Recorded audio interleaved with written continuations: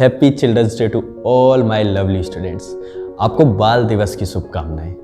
तो मैं सोच रहा था कि किस तरीके की वीडियो बनाऊं, तो मैंने सोचा कि जो मैं स्टूडेंट से सीखा उसका कुछ चीज़ें बता दूं आपको। तो ये मेरे स्टार्टिंग के डेज थे जब मैं ट्यूशन मिला था। तो एक LKG क्लास की लड़की थी, उसको पढ़ाने जाता था।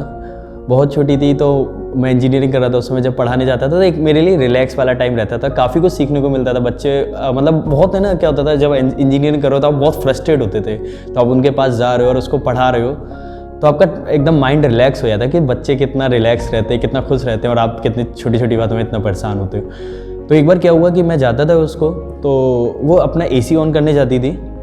ये प्रोसेस चलता था, फिर वो बैठ जाती थी।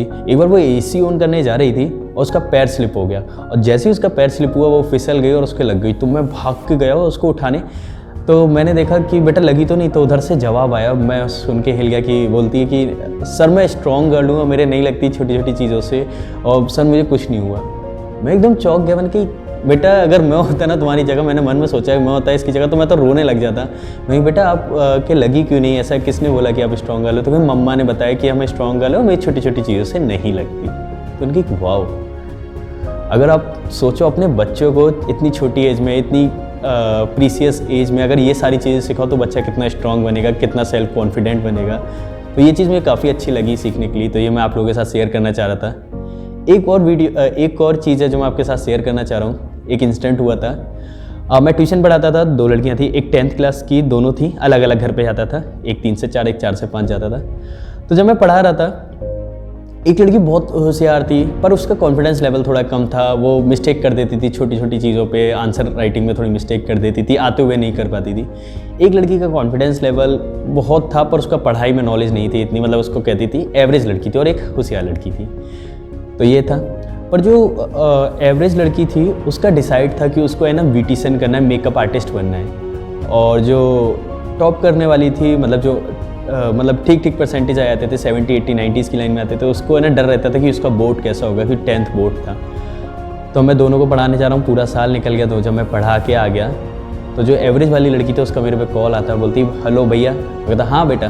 भैया पता है मेरा 10th का रिजल्ट आ गया। मैंने कहा अरे वाह, कितने परसेंट है? तो बोलती 56, पूरे 56 है भैया। मैं कहा पागल हो गई ये लड़की, 56 में खुश हो रहे हैं इसके।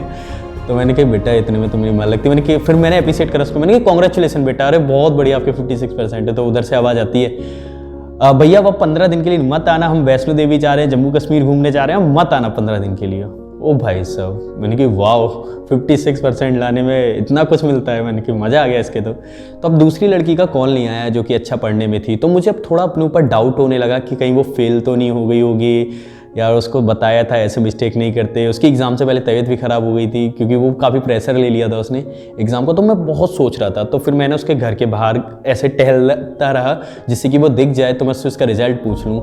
और वो अपना फ़ोन भी नहीं उठा रही थी, तो कुछ नहीं हो रहा था ये सब। तो मैं फिर है ना उसके घर के अंदर गया। तो उसके जब से ऐसे ही घर के अंदर जाता हूँ तो उसकी मम्मी बोलती हैं कि बच्ची पास हो गई। तो मैंने फिर बेटी से पूछा, उनकी बेटी से पूछा कि बेटा आपके कितने परसेंटेज आए हैं? तो कहती है सर सिर्फ 92% रह गए। मैंने कहा क्या 92%? वो कह रहे हाँ। तो मैंने कहा तुम्हें तो खुश होना चाहिए। तो सर मैं तो सोच रही थी 95 आएंगे, मेरे 92 ही रह गए।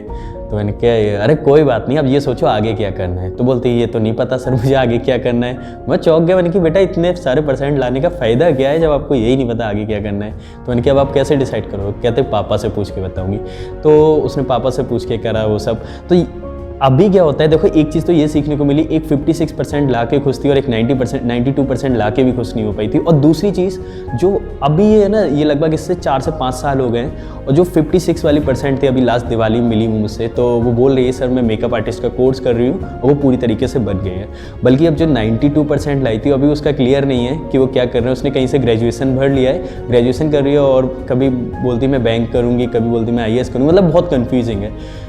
तो मैं आपको 2 चीज़ समझाता हूँ। अगर आपके कम परसेंट है या ज़्यादा परसेंट है मायने नहीं रखता, आपका बस एम डिसाइड होना चाहिए, और जो भी आपका एम है आप उसकी तरफ जाइए और उसको अचीव करिए, और बहुत आसानी से हो जाएगा। क्योंकि अगर आपने अपना एम डिसाइड कर लिया तो आपका 50% आपने अपना एम अचीव कर लिया बस आपका डिसाइड करने से, और फिर 50% आपकी मेहनत होती है। आप कितने शिद्दत से उस एम को मतलब कह रहे हो, शिद्दत बोले तो उसके आपका डिज़ायर कितना है, आपकी विल पावर कितनी उस एम के लिए, वो सारी चीज़ें।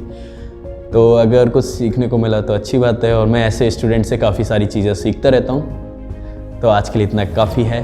जय हिंद, जय भारत।